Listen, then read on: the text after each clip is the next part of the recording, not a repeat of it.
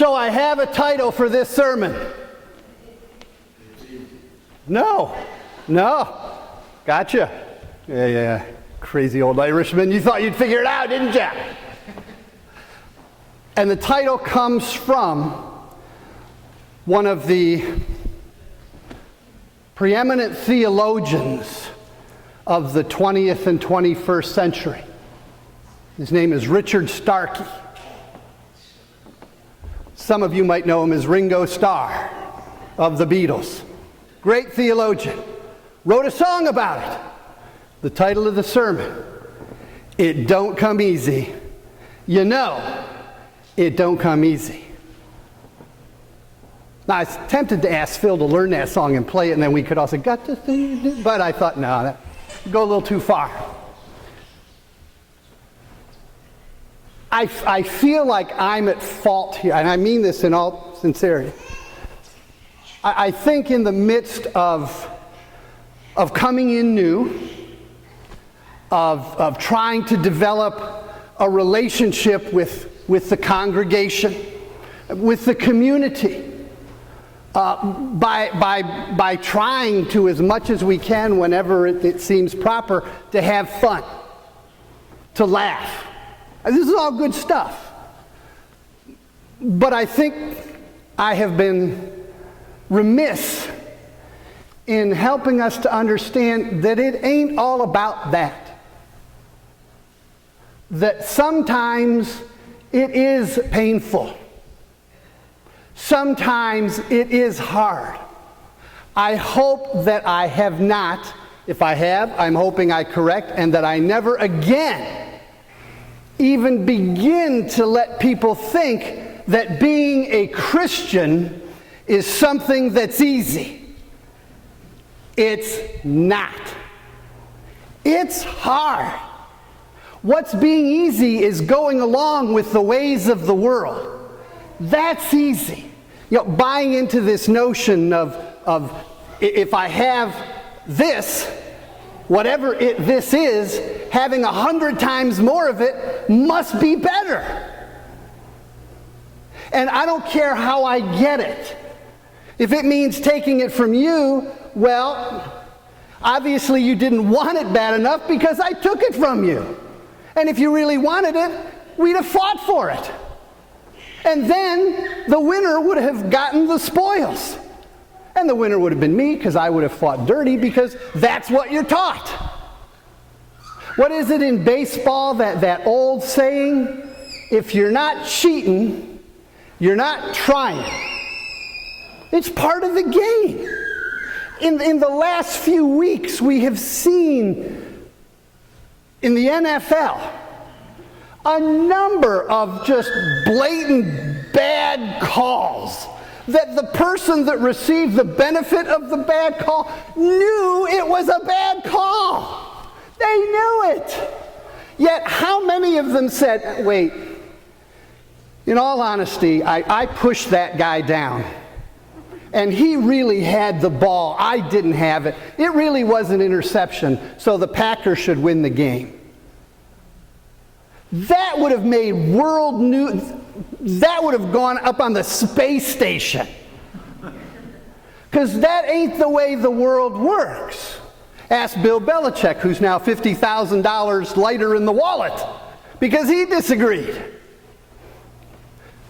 It's easier to do that.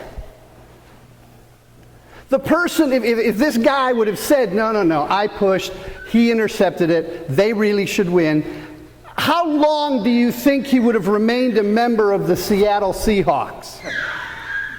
And how quickly do you think anybody else would have picked him up, knowing that if there was ever a disputable call, he would do the right thing?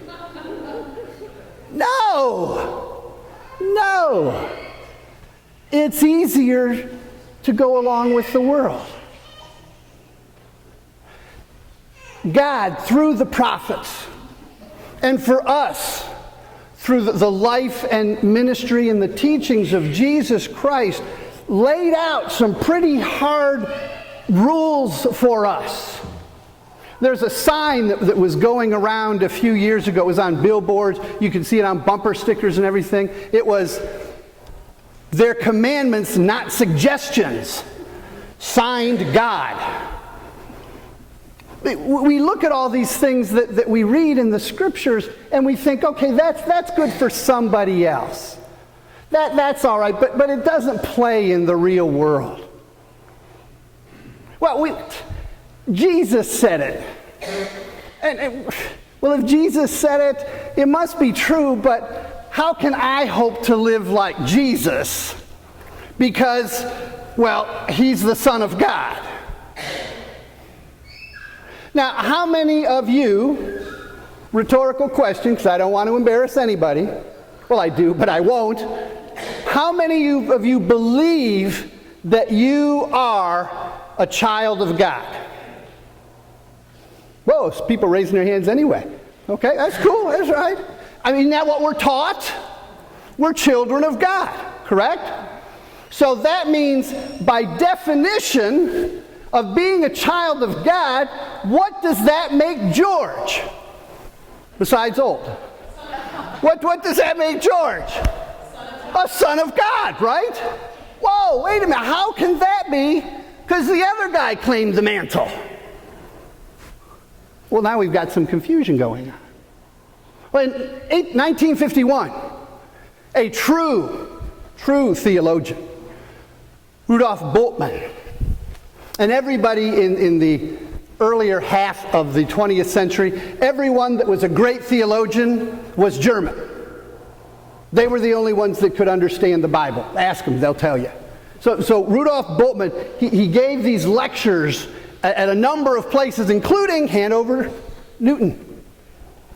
And he came forth with this idea that he called the demythologizing of Christ. And basically what that meant was, let him be a person.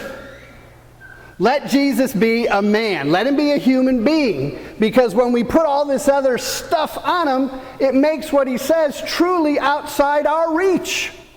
Now we can't begin to live like Jesus, because we have made him the Son of God. Well, now we have just established beyond a shadow of a doubt in everybody's mind here that George is a son of God. So now we're all going to have to treat George with a lot more respect, aren't we? and you know, the first time I read that book, it really struck me that yes, what we Christianity has done over the millennia has to put Jesus on this pedestal and say, this is how you're supposed to live, but guess what? You can't do it. And we've given up. And we've just followed the ways of the world. Well, one of the reasons that we have done this over the millennia is because we want it to be easy. And it's a lot easier to sit back on our butts and rely on the grace of God rather than accept any personal responsibility. I can do whatever I want in the world bad, but as long as I have been baptized, I have then been saved, and I will go to heaven no matter what I do. There's a word for that. I'm not going to use the word. Let's just go with silly. What? It can't be easy. But that's how we want it. I'm sure Jesus wanted it easy too. I have no doubt in my mind whatsoever, but that as he is carrying that cross up to the top of Golgotha, that he is saying, okay, God, I get it. The joke's over. Take it away from me and let's go on from here. I don't want to do this anymore. I have no doubt. But what did he do? He took it all the way to the ultimate in torture and death and pain and suffering. That wasn't the easy way out. But it was, for him, the only way. The problem that we have as Christians today, for the most part, is that we want to pick and choose. And when it gets really hard, we don't want anything to do with it. As we come to our time of meeting and gathering after the service, and as we have been talking about all during the summer and on our Tuesday night book studies, the notion of compassion. Now, compassion goes against everything the world stands for today. It does. That's a fact. The world today works on the notion of, if you're big and strong, you set the rules. And you enforce the rules. And if you don't like that, and you're part of the lesser group, the only option that you have is to revolt and fight and kill and die. That really is the way the world is. If I have this much, I want more, which means I'm going to take yours. And quite frankly, I don't care what that means, because it's mine. And I have it. Why? Because God wants me to have it. That's why. Because God likes me better than God likes you. And we know that's true. We know that's true. Look at everything that we have in the United States of America. Why is that? Why are we the richest, most powerful country in the world? Quite possibly in the history of the world. Why is that? It's because God likes us better than God likes anyone else. Now, what we're trying to figure out in the next 30-some days is whether or not God likes the Republicans or the Democrats. Because whoever wins is going to invoke the name of God. I don't care who it is. Take it to the bank, I'll bet you anything you want that in somebody's acceptance speech, God will be mentioned. That's the way the world is. And it's easy to go into that flow. It's hard to be a Christian, to have a Christian perspective. Jesus said, everybody loves those that love them. That's easy. But how do you deal with the people that you don't like? How do you deal with the people that don't like you? That's when we get into the notion of compassion.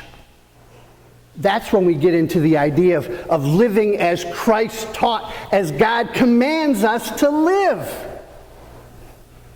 Not in a way that's easy in the eyes of the world, but in the only way that we have if we are to be faithful to the notion of us calling ourselves Christian.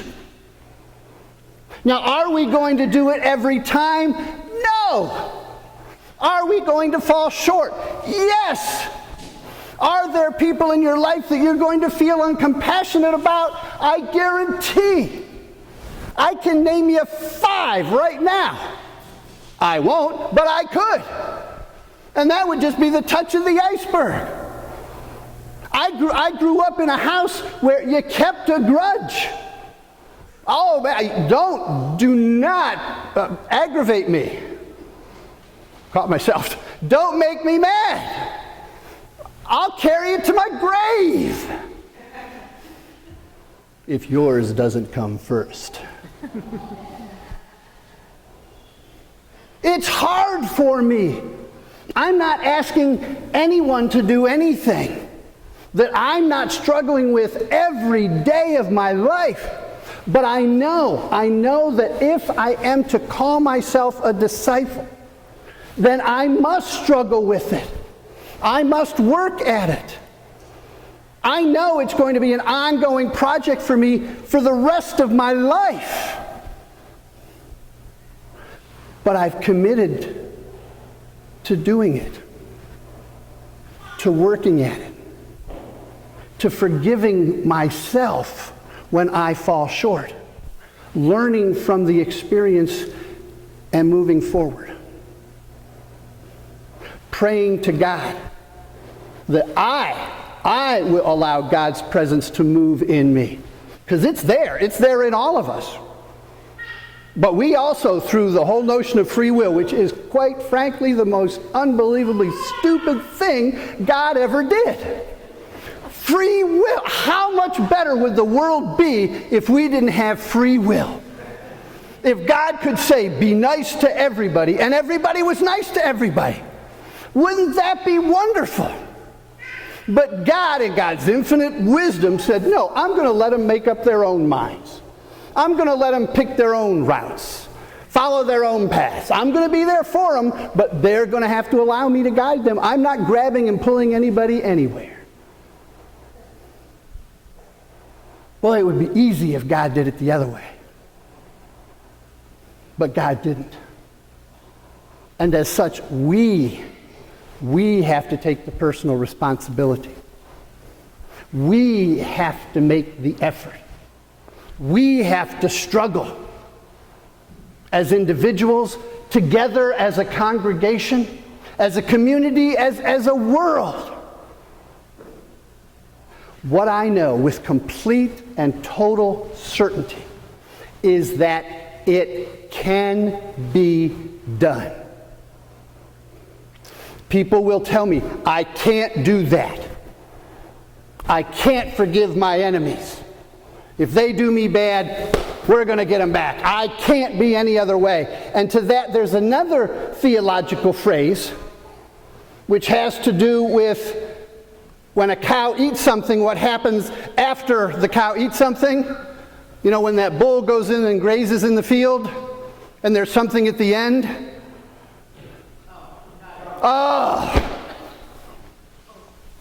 It's like telling a joke. And I get that was funny. You'll figure it all out later, or somebody will explain it to you. You can do it.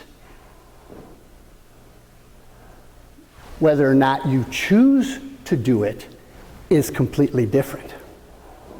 But we all have within us the capability and the power to forgive everyone and to love everyone. The choice, as always, is ours. Now, in a little bit, we're going to gather as a congregation. And we're going to discuss what it means to be a compassionate faith community. And we're going to decide if we're going to take this next step and make this proclamation to the world. There will be discussion, I hope. There will be debate, I hope. The one thing I will refuse to let anyone say are the two words, I can't. Because, quite frankly, brothers and sisters, you can. I can. We can. If we so choose. So as always, at the end of any preaching moment, at the end of any teaching moment, personal or communal, it comes down, quite frankly, to the question, what do you choose? Will we be people of the world? Or will we be people of the Word?